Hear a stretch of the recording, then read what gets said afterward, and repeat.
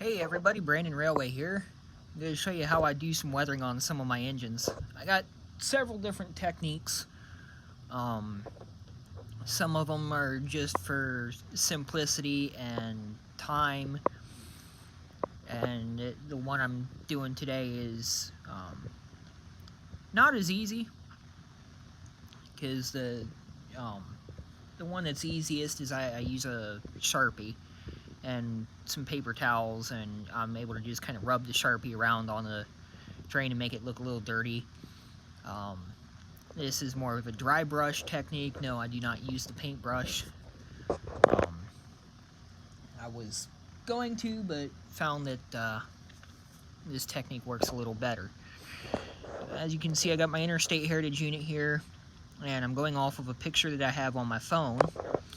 All I do is I take a little bit of paper towel and dip it in the paint. Trying to do this with just one hand is a little harder too.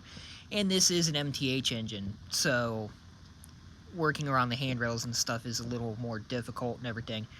But you just want a real little bit. It's not like you're painting the locomotive black. You're just wanting to get you want to get as much off of the paper towel as possible.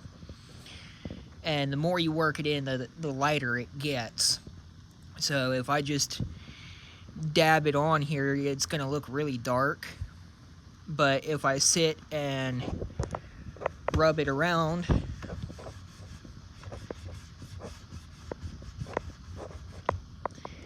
it's going to look much nicer. It's not going to look as dark and everything, and it's going to look much more like it's just weathered instead of painted.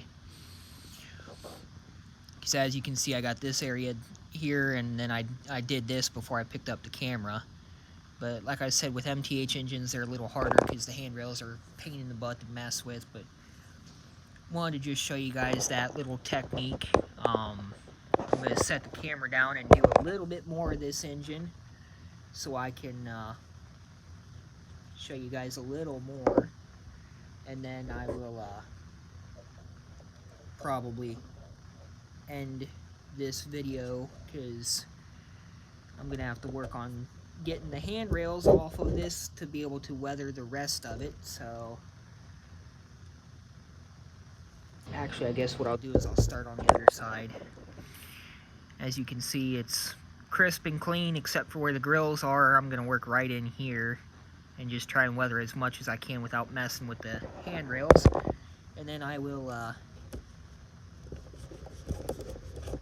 show you guys after I break one handrail off the other side.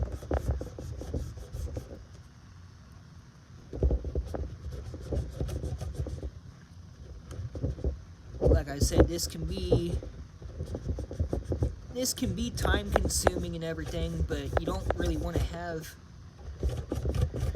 paint marks or anything, so you don't want to use a brush. I mean, you can, and you can use airbrushing methods and stuff too. I've seen people that use airbrushing methods, but this is just one that I use, and as you can see, it looks like it's weathered and everything a little nicer. It's not fresh, clean, crisp paint.